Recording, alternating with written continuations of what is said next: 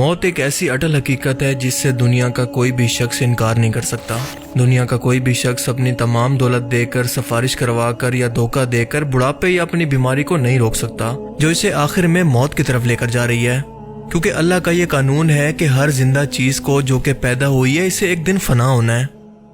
انسان جب مرتا ہے تو اس کا یہ جسم دنیا کے اندر رہ کر مٹی کا حصہ بن جاتا ہے جس سے وہ بنا تھا، جبکہ اس کی روح مقام میں ارواح کی طرف سفر کرتی ہے۔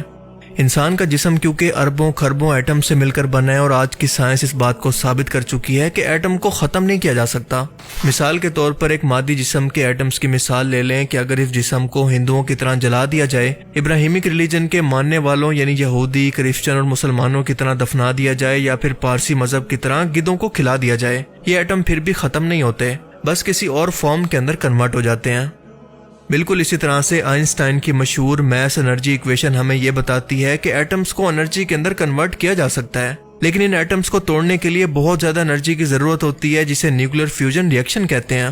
اسی پروسیس کو استعمال کر کے ہمارا سورج اور اس کائنات کے اندر موجود لامحدود سورج ہر سیکنڈ کے اندر نہ ختم ہونے والی انرجی اور ہیٹ کو پیدا کر رہے ہیں۔ اب تک کی میڈیکل سائنس کی کھوج کے مطابق انسانی جسم کے اندر اس ری ایکشن کو پیدا کرنے کے لیے بظاہر تو کوئی انرجی موجود نہیں ہے، اور نہ ہی سائنس انسانی روح اور جنات جیسی کسی چیز کے وجود کو تسلیم کرتی ہے، لیکن دنیا کے تمام مذاہب سوائے ایتھیسٹ کو چھوڑ کر اس بات پر یقین رکھتے ہیں کہ انسانی روح اس کی موت کے بعد جسم سے الگ ہو جاتی ہے۔ یہ کیونکہ انرجی کی صورت موجود ہوتی ہے، لہٰذا اس پر وقت یا ڈائمینشن کا کوئی بھی قانون لاگو نہیں ہوتا، یہ امر ہوتی ہے۔ آج کی موجودہ سائنس اب تک اپنے لیمیٹڈ نالج پر یہ کلیم کر رہی ہے، اور ممکن ہے کہ کل مزید ایڈوانس ہونے کے بعد وہ خود اپنے اس کلیم سے پیچھے ہٹ کر روح کو بھی ایکسپلین کر دے، کیونکہ آج کی میڈیکل سائنس بھی انسانی جسم کے بارے میں سب کچھ جاننے کا دعویٰ نہیں کرتی، بلکہ آج کے لیمیٹڈ نالج کے مطابق وہ انسانی جسم کے بارے میں 1% بھی نہیں جانتی۔ مثال کے طور پر انسانی ڈی این اے کی مثال لے لیں۔ صرف آرگن ٹرانسپلانٹ کرنے کا یہ مطلب نہیں ہے کہ وہ اس آرگن کے بارے میں اور اس کی ورکنگ کے بارے میں سب کچھ جانتے ہیں۔ اگر زندگی میں خدا نخواستہ آپ کو کبھی کسی کمزوری یا پھر کسی آپریشن کی وجہ سے بے ہوش ہونا پڑا تو آپ کچھ % تک موت کو محسوس کر سکتے ہیں۔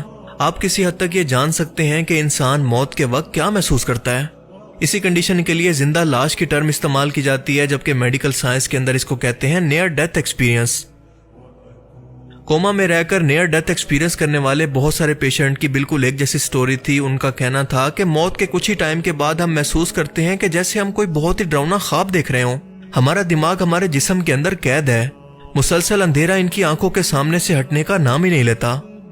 مارٹن پیسوریس ایک ساؤتھ افریقہ کا لڑکا تھا، اور یہ 12 سال تک کوما کے اندر رہا، یعنی کہ 12 سال تک اس کا دماغ اس کے جسم کے اندر قید تھا۔ اس یونیک کیس نے میڈیکل فیلڈ کو ہلا کر رکھ دیا، کیونکہ عام طور پر اتنے لمبے کوما کے اندر جانے والے شخص کے بچنے کے چانسز انتہائی کم ہوتے ہیں۔ 12 سال کی عمر کے اندر اچانک اس کے گلے کے اندر درد شروع ہوا تو کچھ ہی مہینوں کے اندر اس کے جسم نے کام کرنا چھوڑ دیا، یہ پیرالائز ہونا شروع ہو گیا۔ یہ اچانک سے کوما کے اندر چلا گیا۔ اس کی آنکھیں تو کھلی تھی، لیکن یہ نہ تو کسی کو سن سکتا تھا اور نہ کسی کو محسوس کر سکتا تھا، نہ کسی کو دیکھ سکتا اور نہ کسی چیز کو محسوس کر سکتا، بالکل ایک زندہ لاش کی طرح۔ ڈاکٹر نے مارٹنس کے ماں باپ کو یہ جواب دے دیا کہ اب وہ کبھی بھی مر سکتا ہے، لیکن اچانک سے ایک دن 4 سال کے بعد اس کو ہوش آنا شروع ہو گیا، اور 12 سال کے بعد یہ مکمل طور پر کوما سے جاگ گیا، اور اس نے جو کچھ اپنے نیئر ڈیتھ ایکسپیرینس کے بارے میں دنیا کو بتایا اس نے دنیا کو ہلا کر رکھ دیا۔ وہ کہتا ہے کہ مجھے ایسا محسوس ہو رہا تھا کہ میرے چاروں طرف بس اندھیرا موجود ہے، اور میں ایک سنسان جزیرے پر قید ہوں جہاں پر میرے علاوہ کوئی موجود نہیں۔ 4 سال کے بعد جب مجھے ہوش آیا تو میں آپ سب کی باتیں سن رہا تھا، سمجھ رہا تھا اور سب کچھ دیکھ بھی رہا تھا، لیکن مجھے بولنے کی اجازت نہیں تھی۔ میں بہت کچھ بتانا چاہتا تھا، لیکن چاہ کر بھی کچھ نہیں بتا سکتا تھا۔ وہ کہتا ہے کہ مجھے ایسا محسوس ہوتا تھا کہ میں اس دنیا کے اندر تو موجود ہوں، لیکن کسی اور شخص کو اس بات کا احساس نہیں ہے، میں اپنے ہی جسم کے اندر قید ہوں۔ مارٹن کی طرح کے اور بہت سارے لوگوں کا بالکل یہی کہنا تھا جو کہ کوما کے اندر رہ کر اچانک سے جاگ گئے۔ یہ لوگ زندہ لاش تھے، یعنی مرے بھی نہیں تھے اور زندہ بھی نہیں تھے۔ انہی لوگوں پر ریسرچ نے سائنٹسٹ کو یہ بتایا کہ آخر انسان موت کے وقت کیا محسوس کرتا ہے، ایک انسان کو اپنی موت کا احساس کیسے ہوتا ہے کہ اب وہ واقعی مر چکا ہے۔ آج کی میڈیکل سائنس کے اندر دل کے بند ہونے کا مطلب موت نہیں ہوتا، بلکہ دماغ کا کام کرنا بند کر دینا موت کہلاتا ہے۔ انسانی جسم کی موت کے کئی گھنٹوں تک دماغ ایکٹیو رہتا ہے، لیکن کتنا دیر تک یہ ابھی تک میڈیکل سائنس کے اندر ایک بحث ہے۔ لیکن اس دوران وہ انسان اتنا بے بس ہوتا ہے کہ اس کا اپنے جسم کے مسل سے تعلق ختم ہونے کی وجہ سے وہ نہ تو کچھ بول پاتا ہے اور نہ کوئی حرکت کر پاتا ہے، لیکن وہ سب کچھ دیکھ اور سن رہا ہوتا ہے، بالکل مارٹن کے کیس کی طرح۔ کیا آپ جانتے ہیں کہ بالکل سیم یہی کنڈیشن اسلامی حوالوں سے بھی ثابت ہے کہ انسان اپنی قبر کے اندر دفنائے جانے کے بعد لوگوں کے واپس جانے والے قدموں کی آواز تک کو سنتا ہے، لیکن بظاہر وہ دنیا کے لوگوں کے لیے تو مر چکا ہوتا ہے۔ اسلامی حوالوں اور حدیث مبارکہ سے ہمیں پتہ چلتا ہے کہ جب ایک انسان کو قبر کے اندر اتارا جا رہا ہوتا ہے تو وہ مسلسل چیختا ہے، اپنے رشتہ داروں کو، اپنے سیکیورٹی گارڈز کو اور ان لوگوں کو جنہیں وہ دنیا کے اندر اپنی مدد کے لیے پکارا کرتا تھا، انہی سے مدد کی بھیک مانگتا ہے۔ صرف انسانوں کو چھوڑ کر دنیا کی ہر مخلوق اس کی چیخ و پکار کو سنتی ہے۔ جب یہ سب لوگ یا پھر اس کے رشتہ دار اس کی قبر کے اندر اس کو اکیلا چھوڑ کر واپس جانے لگتے ہیں تو اللہ تعالیٰ اپنے حکم سے دوبارہ سے اس کی روح کو اس کے جسم کے اندر واپس لوٹاتا ہے۔ وہ انسان پھر سے اپنی آنکھیں کھولتا ہے اور اسے محسوس ہوتا ہے کہ اب وہ خواب سے جاگ گیا ہے۔ وہ اپنے کفن کو دیکھتا ہے جس کے اندر وہ لپٹا ہے اور اس سے ڈر کر خود سے سوال کرتا ہے کہ میں کہاں ہوں؟ اس مٹی اور کفن کے ساتھ میں اکیلا کیوں ہوں؟ اب اسے یقین ہوتا ہے کہ میں مر چکا ہوں اور یہ کوئی خواب نہیں ہے بلکہ حقیقت ہے۔ اگر یہ میت کافر تھی تو یہ سب کچھ دیکھ کر وہ چیخنے چلانے لگتی ہے، جبکہ نیک روح انتہائی سکون کے ساتھ وہیں پر لیٹی رہتی ہے۔ ساری زندگی بتوں کے آگے جھکنے والے، بزرگوں سے مدد مانگنے والے کو اب اللہ کی یاد آتی ہے۔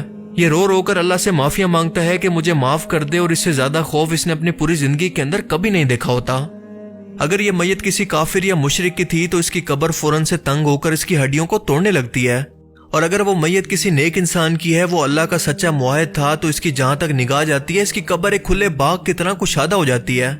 اور پھر قبر کے فرشتے منکر نکیر انتہائی بھیانک شکل کے اندر کافر شخص کے پاس آتے ہیں اور اس سے سوال و جواب کا سلسلہ شروع ہوتا ہے۔ حدیث مبارکہ کے مطابق یہ فرشتے میت سے 4 سوال کرتے ہیں: تمہارا رب کون ہے؟ تمہارا دین کیا ہے؟ یہ بندہ کون ہے جو کہ تمہارے اندر بھیجا گیا؟ یعنی تمہارا پیغمبر کون ہے؟ اگر یہ نیک میت ان تینوں سوالوں کے جواب دے دے تو اس سے چوتھا سوال یہ فرشتے یہ کرتے ہیں کہ تمہیں یہ سب کچھ کیسے معلوم ہوا؟ یہ نیک شخص جواب دیتا ہے کہ میں نے خود اللہ کی کتاب پڑھی، اس پر ایمان لایا اور اس کو سچ سمجھا۔ جبکہ کافر کہتا ہے کہ میں تو وہی کچھ کہا کرتا تھا جو کہ لوگ کہتے تھے۔ فرشتے یہ جواب سن کر اس کو جواب دیتے ہیں کہ اے بدبخت، تو نے خود سے اللہ کی کتاب پڑھ کر ہدایت کو حاصل کرنے کی کوشش کیوں نہ کی؟ اور اس کے بعد وہ اتنے بڑے چابک سے اس کو اتنی شدت سے مارتے ہیں کہ وہ زمین کے برابر فلیٹ ہو جاتا ہے۔ نیک شخص کے لیے قبر کے اندر نماز اور اللہ کی کتاب نور کی طرح روشنی کرتی ہے اور اس کو اکیلا محسوس نہیں ہونے دیتی۔ آج کے ٹائم میں زیادہ تر علماء کرام اس چوتھے سوال اور ان کے جوابات کو اپنی عوام سے جان بوجھ کر چھپاتے ہیں، لیکن وہ ایسا کیوں کرتے ہیں اس کا جواب میں آپ پر چھوڑتا ہوں۔ قرآن کریم میں اللہ پاک موت کے لیے فرماتے ہیں کہ ہر ذی روح کو موت کا ذائقہ چکھنا ہے۔ اللہ تعالیٰ یہاں پر موت کی بجائے موت کا ذائقہ چکھنے کی بات اسی لیے کر رہے ہیں کہ دنیا کے اندر کسی شخص کو کسی چیز کے کھانے کا ذائقہ پسند ہوتا ہے تو کسی چیز کا پسند نہیں ہوتا۔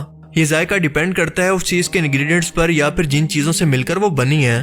بالکل اسی طرح سے موت کے وقت انسان کے اعمال کے مطابق وہ اپنی موت کا ذائقہ چکھتا ہے، یعنی اگر کافر ہے تو بد سے بدترین ذائقہ اور نیک روح ہو تو اچھے سے اچھا ذائقہ۔ بالکل اسی لیے آپ دیکھتے ہیں کہ مرنے والے شخص کے چہرے پر یا تو خوشی اور سکون ہوتا ہے یا پھر خوف اور دہشت۔ ایک زندہ انسان کے لیے موت سے بڑی نصیحت کوئی ہو ہی نہیں سکتی، اور اسی لیے اللہ کے رسول نے فرمایا کہ عبرت کے لیے قبرستان جایا کرو، تاکہ تمہیں احساس ہو کہ ایک روز تمہیں بھی مر کر یہاں پر آنا ہے اور ایک روز تمہیں اللہ کے حضور پیش ہونا ہے، دنیا سے تمہاری محبت کم ہو سکے۔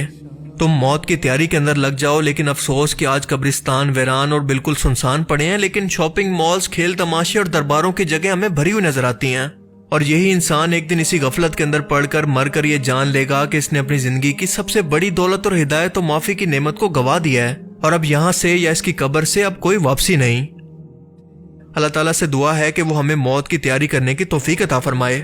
اللہ کے رسول نے فرمایا جس کا مفہوم ہے کہ قبر انسان کی پہلی منزل ہے، اور جس کی یہ پہلی منزل آسان ہو گئی تو اس کی باقی منزلیں بھی آسان ہو جائیں گی۔